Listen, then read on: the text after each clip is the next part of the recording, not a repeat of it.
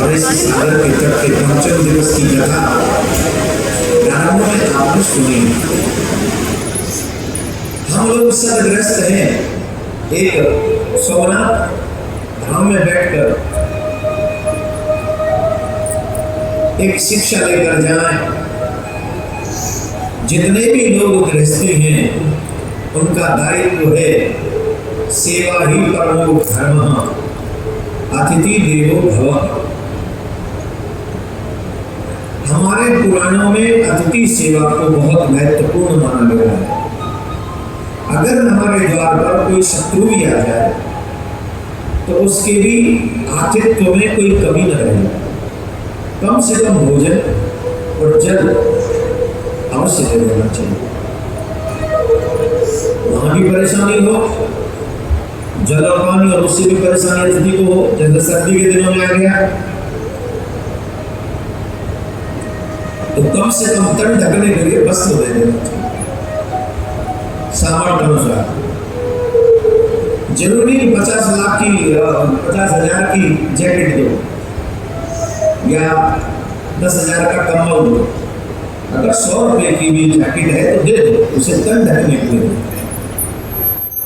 15-20 रुपए का भोजन, 50 रुपए का भोजन करा सकते हो तो करा दो। ये क्या है? ये अतिथि सेवा। और ये सिर्फ मनुष्य नहीं करते। पुराणों में एक बहुत सुंदर वर्णन आता है कि पुराणों में पक्षियों ने भी अतिथि सेवा की है। मिला क्या अनुभव? प्रश्न ये उठता है, इतनी अतिथि सेवा की तो पक्षियों को मिला क्या? बोले शायद तुम्हें जाने के बाद तुम्हारे घर वाले भूल जाएंगे, लेकिन उनके उस सब कर्म के कारण आज वो पुराणों में विराजमान है और व्यासपीठ में गाई। कौन कह रहा है वो मर गए? कौन कह रहा है? क्या वो नष्ट हो गए? ना वो नष्ट है ना वो मिले। उनकी कीर्ति आज बहुत सही। आजकल प्रॉब्लम पता है क्या? प्रॉब्लम ये है कि मनुष्य को लगता है पैसा ही सब कुछ है या ये शरीर ही सब कुछ है। शरीर कुछ नहीं है, शरीर से किए हुए सत्कर्म ही सब कुछ है। सबसे बड़ा धन वो कागज का टुकड़ा नहीं है, सबसे बड़ा धन है आपके उस शरीर से किए हुए सत्कर्म जो आपको इस धरती पे कभी मिटने ना है, मरने ना है। ये सत्कर्म सबसे श्रेष्ठ है, वही आपकी कीर्ति है और वही धन है। आपके सदियों सदियों तक चले जाने के बाद भी लोग आपका नाम गाते रहे। गुजरात के एक महान आजादी के बाद एक ऐसे लोह पुरुष हुए वल्लभ भाई पटेल। हमको नहीं लगता कि जो देश के प्रथम प्रधानमंत्री को जितना आदर से नहीं लोग लेते, जितना आदर से वल्लभ भाई पटेल का नाम लेते। उन्होंने काम किया, हाँ काम उन लोग औरों ने भी किया, प्रधानमंत्री ने भी किया, पर तभी हमें चाहे जैसा भी मिला देश को 70 साल बाद जैसा भी मिला ठीक मिला। हम किसी की निंदा नहीं कर रहे स्पीड से, बिल्कुल नहीं। हमारा देश पार्टी पॉलिटिक्स से हमारा कोई लेना है, हमारा धर्म से मतलब। लेकिन कीर्ति महात्मा गांधी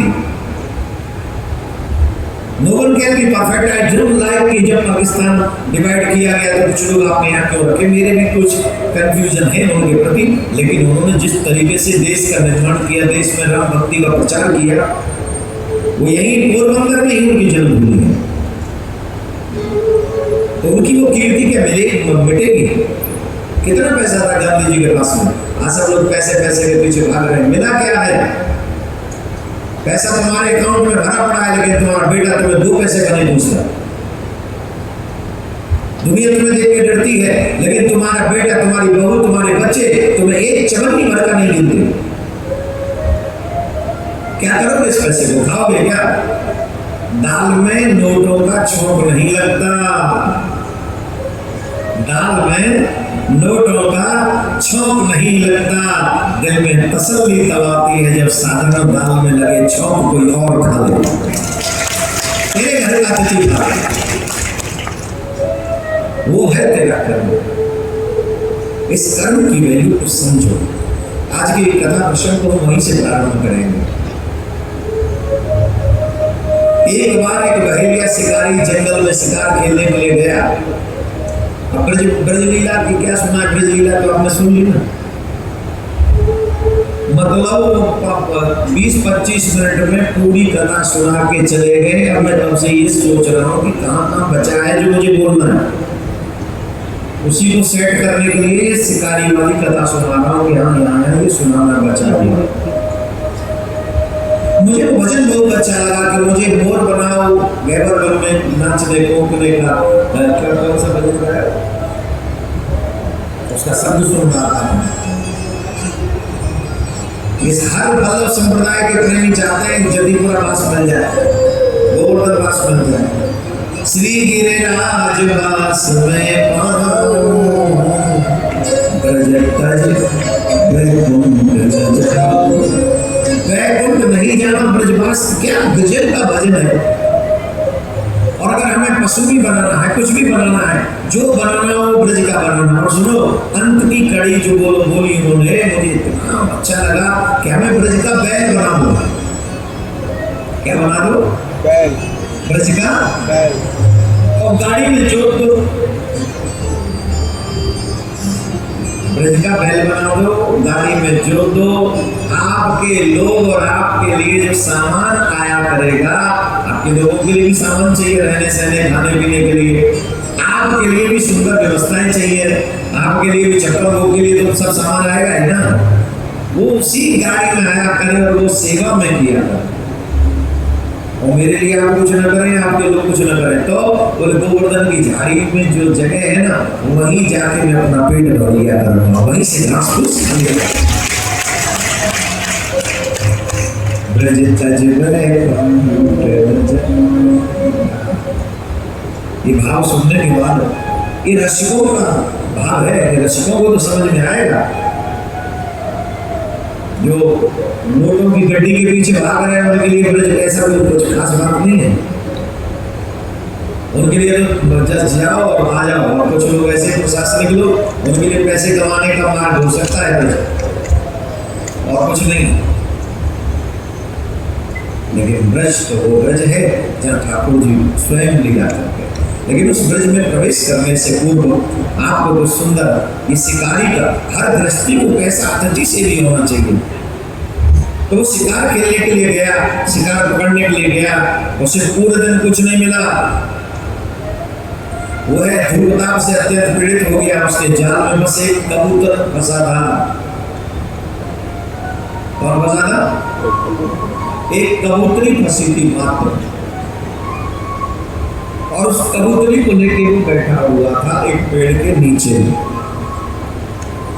रात्रि होने पर एक वृक्ष के नीचे बैठ गया। उसी कबूतरी का पति कपोत उसी वृक्ष पर बैठा हुआ था, उसी वृक्ष पर बैठा हुआ था कपोत। जैसे आप लोग पति पत्नी होते बस हर मतलब वहाँ फेरे नहीं होते, जयमाला नहीं होती, फोटो सेशन नहीं होता, बाकी सब होता है। आई थिंक उन्हें बॉयफ्रेंड गर्लफ्रेंड बनाने की जरूरत नहीं है, वो ऑलरेडी पति पत्नी है, ऐसे भाव में रहते हैं। यही उनका धर्म है। और बाल गोपालों को भी पहचानते हैं, उन्हें भी पालते हैं। आप समझ रहे हैं? उन्हें भी प्यार से पालते, उन्हें पता है कि हमारे बच्चे।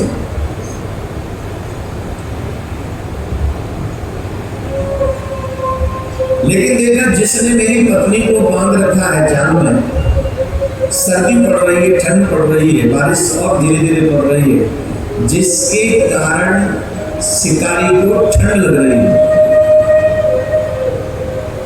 शिकारी को ठंड लग रही है।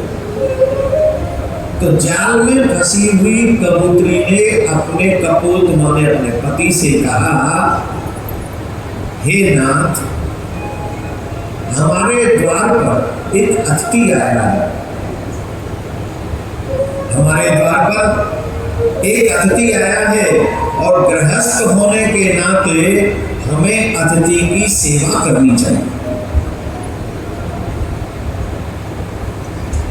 आप अतिथि सेवा करो, गृहस्थ धर्म का पालन करो। क्या आप भूल रहे हैं कि अतिथि की सेवा न करने पर, अतिथि के निराश होने पर गृहस्थ में किए हुए सत्कर्म उसी समय सारे नष्ट हो जाते हैं। घर द्वार पर अतिथि आए और हम उनकी सेवा न करें तो हमारा जो सत्कर्म है जीवन भर का वो नष्ट हो जाता है। इसलिए प्रयास पूर्वक अतिथि को संतुष्ट करना चाहिए, सामर्थ्य अनुसार करे। तो कपोत ने पूछा, देवी बताओ मैं क्या करूं? बोले ये बताने वाली बात कहाँ है?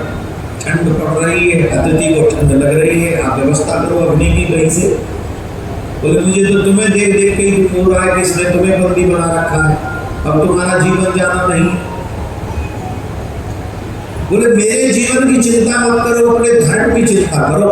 आज देखो ये आज अपने आप को 99% हिंदू कहने वाले लोग, सनातनी कहने वाले लोग अपने दिल पे हाथ रख के ईमानदारी से बताओ, धर्म की चिंता है क्या?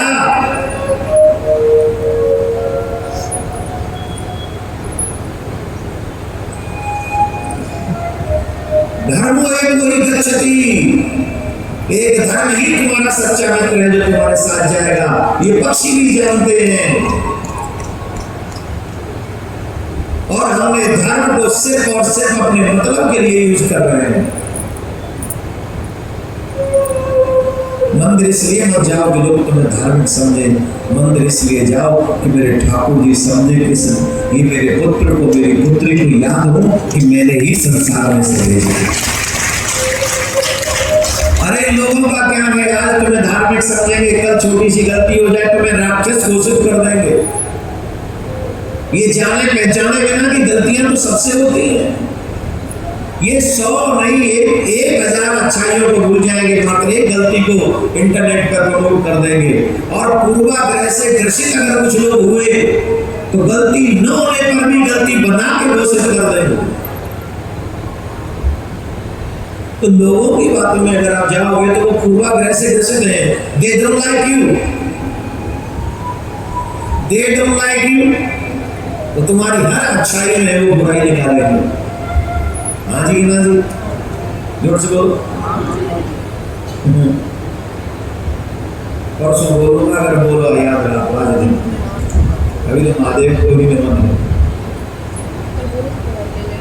इसलिए धार्मिक मत बनो कि लोग तुम्हें धार्मिक समझे। इसलिए धार्मिक बनो क्योंकि धर्म ही तुम्हारा सच्चा मित्र है। नाटक कर रहा है, ये सब नाटक और नाटक खोद नहीं रहे हैं धरती पर। कोई तुम्हारा साथ नहीं देगा, तुम्हारी कसम नहीं। उस कपोतनी ने, उस कबूतरी ने कबूतर से कहा कि डोंट थिंक अबाउट मी, मेरे बारे में मत सोचो। Only think about your responsibilities, your धर्म। तुम अपने धर्म के बारे में सोचो। तुम्हारा धर्म है, तुम्हारे द्वार पर कोई अतिथि आया है, तुम उसकी सेवा करो। संकट नहीं, सत्य के बारे में सोचो। तो कबूतर वहां से उड़ा। देखो इसीलिए इसको धर्मपत्नी कहते हैं। ये अपने पति को प्रेरणा दे दे के जो अपने पति को, पतित पति को भी प्रेरणा दे दे के भागवत पंडाल में बैठा दे, समझ लो वो धर्मपत्नी है।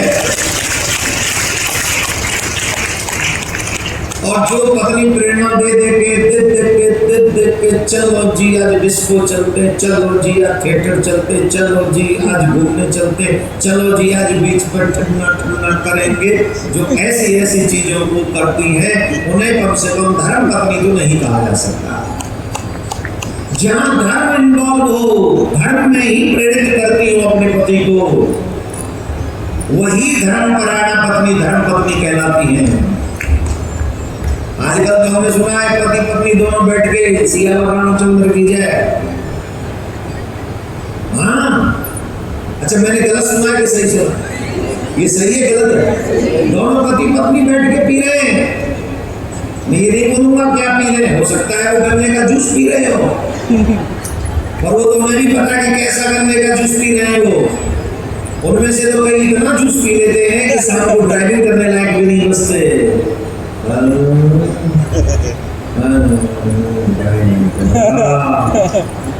गन्ने का जूस का हाल है। अब बताइए दोनों कहाँ जाएंगे? ये धर्म मार्ग है क्या धर्म मार्ग है? बताओ जरा, जवाब दीजिए। तो ये अधर्म के मार्ग पर जो ले जाए वो न पति हो सकता न पत्नी हो सकता। वो तो पूर्व का किया हुआ कोई पाप होगा जो इस जन्म में हमारा साथ दे रहा है, हमें नरक ले जाने के लिए और तैयारी कर रहा है। तो बी केयरफुल। इन पक्षियों से कोई किसी को, कबूतरी ने अपने पति को प्रेरणा दी कि अतिथि सेवा करो, और वो भी उस कबूतरी ने की जो खुद के प्राण संकट में है, मरेगी।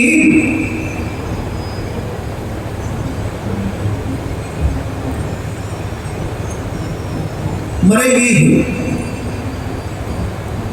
पति उनके गए कबूतर कहीं से लाए सूखी लकड़ी, और ऐसी लकड़ी लाए जिसमें अग्नि जल रही थी। कई आश्रमों में होती है लकड़ी वकड़ी होती है, अग्नि जलती रहती है, वहां से उठाकर लाए और उस शिकारी के पास में रख दी, और ऑलरेडी जो और लकड़ियां उधर आसपास में थी उसके ऊपर रख दी।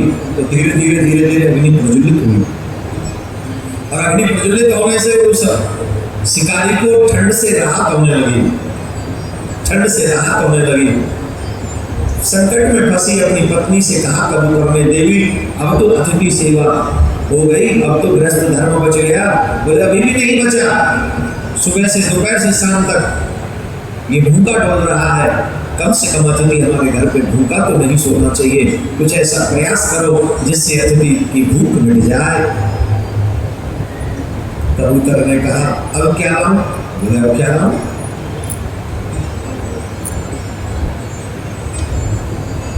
सोच रहे हैं? नहीं, मैं समझ गया। और इतना कहते ही उस कबूतर ने छलांग लगा दी अग्नि में। मेरी पत्नी जो तूने पकड़ ही रखी है, इसे छोड़ दे, मानो ये सारा हो, ये अपने बच्चों को देख लेगी, और मैं तेरा आतिथ्य करता हूँ, तू मुझे स्वीकार कर ले भोजन के रूप में। प्राण देकर भी जो धर्म की रक्षा करे, ऐसा कबूतर।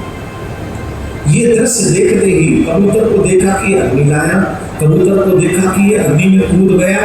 ये दृश्य देखते ही शिकारी रूप कांपने लगा। अरे धिक्कार है मेरे जीवन के लिए, मैं इन पक्षियों की तरह भी नहीं हूं।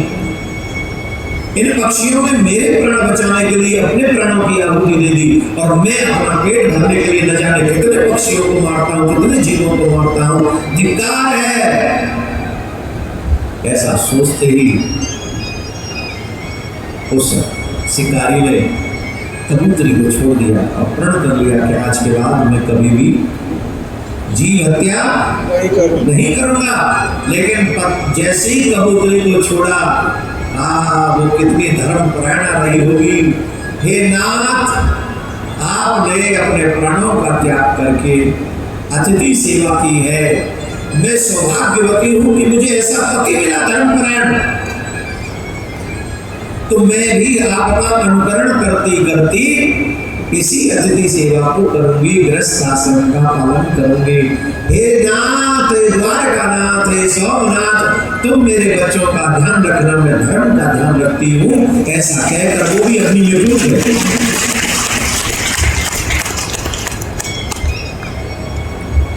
शिकारी फूट फूट के रो गया।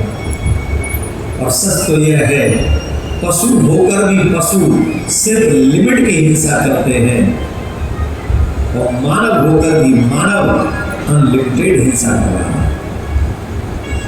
ये जीव हत्या कर रहा है, ये अपने रिश्तों की हत्या कर रहा है, समाज की मर्यादाओं की हत्या कर रहा है, बुद्धि में अच्छे विचारों की हत्या कर रहा है, अपने परिवार और परिवार के संस्कारों की हत्या कर रहा है। मुझे नहीं लगता कि इस समय मानवों से ज्यादा कोई हत्या कोई पृथ्वी पे इस समय है। इस संसार में सबसे बड़े हत्यारे अगर कोई है तो मानव है। अरे पशु सिंह को डाल, सिंह को भूख लगी हो, ज्यादा से ज्यादा एक व्यक्ति की हत्या करेगा एक दिन, और मनुष्य को छोड़ दो 15-20 हजार गायों को एक दिन में कटवा देता एक आदमी। सोमनाथ महादेव के मंदिर से हम तो महादेव से प्रार्थना करते हैं, आपकी सवारी नंदी है, अगर आपको उस नंदी का थोड़ा भी ऋण चुकाना है नाथ, तो लोगों के ऊपर कहर बन के टूट पड़ो जो गौ हत्या करने में लगे।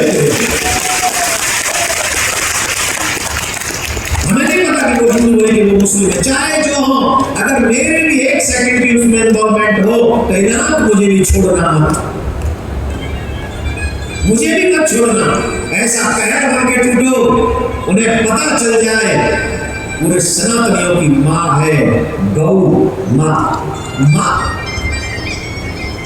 अगर सनातनी अपनी मां की रक्षा नहीं कर सकते, किसकी रक्षा करेंगे? राष्ट्रीय मां घोषित होनी चाहिए गौ माता। गौ को बेचने वाला भी हत्या के लिए, वैसा नहीं कोई लोग कहते हैं, एक लोग कह रहे हैं गौ बेचने वालों को भी, अरे अब हमें गौ चाहिए गौशाला में, तो किसी के पास तो जाएंगे। हाँ, ये कानून ला सकते हैं कि गौ सिर्फ हिंदुओं को ही बेची जा सकती है।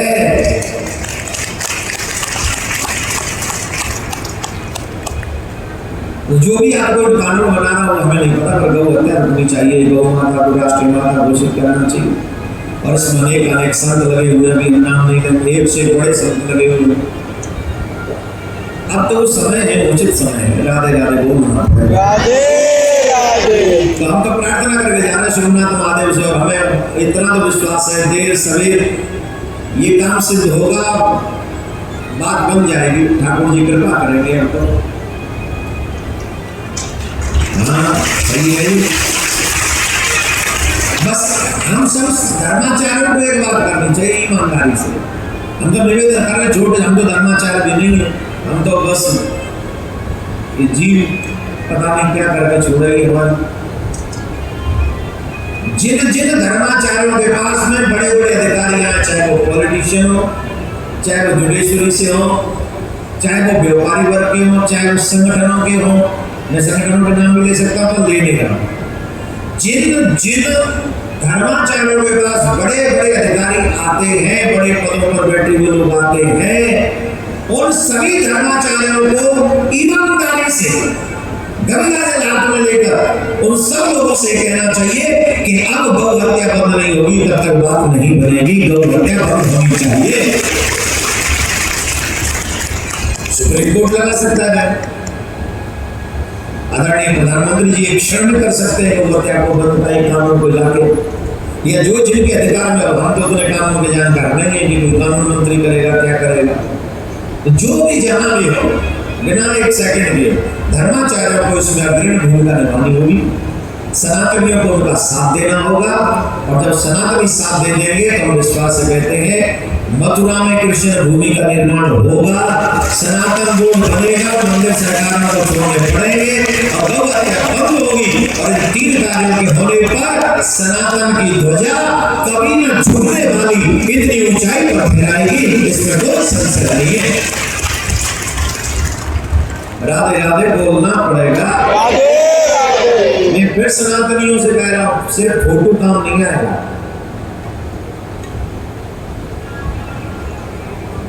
Don't forget this thing. Only picture, it's not okay. Picture is not working.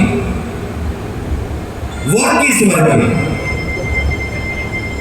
और हम तो हमेशा कहते हैं, अब ये मत कहो कि हिंदू इतनी बात करेगा वो देश का राज करेगा। अब हर हिंदू को जैसे गौ माता की चिंता है, जैसे कृष्ण भूमि की चिंता है, जैसे राम जी की चिंता है, जैसे आने वाली बहन बेटियों की चिंता है, नेक्स्ट पीढ़ी की चिंता है, उसे एक नारा सबक कर देना चाहिए, जो हिंदू हित में काम करेगा वही देश में काम करेगा, काम करेगा। तो मेरे प्यारे हम गाते हम नहीं आ जाते हैं, अतिथि देवो भव। हम तो सोमनाथ महाराज के अतिथि हैं समय, हम अतिथि, हमारा किसके अतिथि हैं समय? हे सोमनाथ हम तुम्हारे अतिथि हैं, हम आपके अतिथि। तुम तो अपनी भाषा में बोल देते हमारा क्षमा करना, हम आपके अतिथि हैं। और 7वें दिन जब कथा पूरी करके जाए तो हमें तो 3 दक्षिणा चाहिए आपसे। पहली दक्षिणा सनातन बोर्ड का गठन हो जाए, कृष्ण भूमि मंदिर का निर्माण हो जाए, तीसरा गौ हत्या बंद इस भारत में टोटली हो जाए। अब ऐसी मति रति गति स्थिति आपको निर्माण करनी है। ये तीनों दक्षिणा तो बाबा भोलेनाथ तुम्हें सौगंध है तुम्हारे भक्तन की, करवा की भेजियो महाराज, चकाचक है। जय राधे राधे बोलना पड़ेगा। हाँ, हमारे बड़े जो भगवसिया गाते हैं, कैसे बैठो रे आलस में